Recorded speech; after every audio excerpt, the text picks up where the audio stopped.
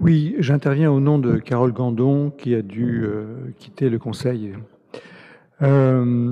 Évidemment, nous n'avons pas la même lecture que vous du rapport de la Chambre régionale des comptes. Le constat qu'elle dresse est pour nous sans appel. À Rennes, la politique culturelle se veut dynamique sur le papier, mais désordonnée dans la réalité. Elle donne à voir des moyens, mais elle manque cruellement de souffle, de direction, d'ambition, au risque d'incarner tristement l'adage « la culture, c'est comme la confiture, moins on en a, plus on l'étale ». Avec 44 millions d'euros en 2024, le budget culturel impressionne. Mais derrière ce volontarisme de façade se cache un manque de cap stratégique criant.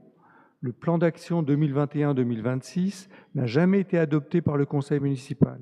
Il ne repose sur aucun diagnostic partagé, ignore les effets post-Covid, néglige les enjeux du numérique et ne contient ni chiffrage ni indicateur. Bref, une feuille de route floue pour une politique qui navigue à vue.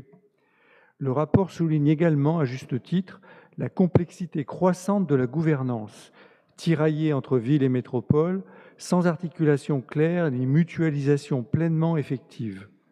Ce que vous présentez comme une gouvernance collégiale semble bien souvent se réduire à un empilement de dispositifs peu opérationnels.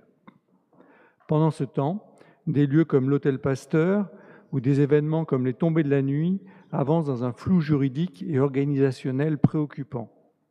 Madame la maire, chers collègues, nous voudrions insister ici sur un autre angle mort de votre politique culturelle, celui de la culture populaire, celle qui rassemble, qui touche le plus grand nombre, celle des grandes tournées, des spectacles vivants, des concerts accessibles, des événements fédérateurs.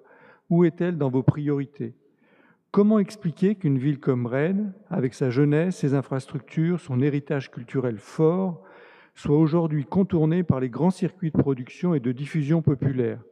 Combien d'artistes ou de productions majeures choisissent désormais Nantes, Brest ou même Laval plutôt que Rennes ?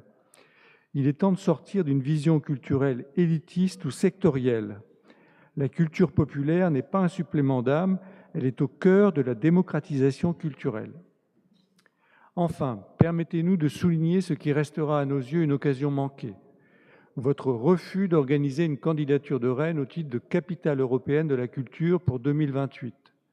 Par votre faute, nous sommes passés à côté d'une occasion unique d'inscrire Rennes dans une ambition européenne, de rassembler les acteurs autour d'un projet partagé, d'ouvrir la ville à l'international. Beaucoup de villes, moins bien dotées, moins artistiquement riches, ont osé. Rennes est restée dans l'ombre. C'est l'image d'une majorité démunie, sans vision, qui renonce à penser grand. Madame la maire, votre politique culturelle donne beaucoup, mais elle manque d'audace, de clarté et d'inclusivité. La CRC ne vous reproche pas de mal faire, mais de ne pas faire suffisamment bien, de vous satisfaire d'une routine gestionnaire là où il faudrait une vision.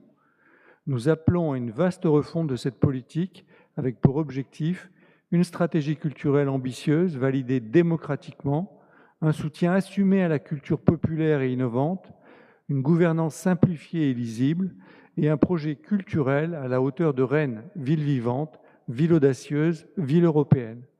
Parce que nous aimons passionnément Rennes, nous pensons qu'elle mérite mieux qu'un patchwork culturel.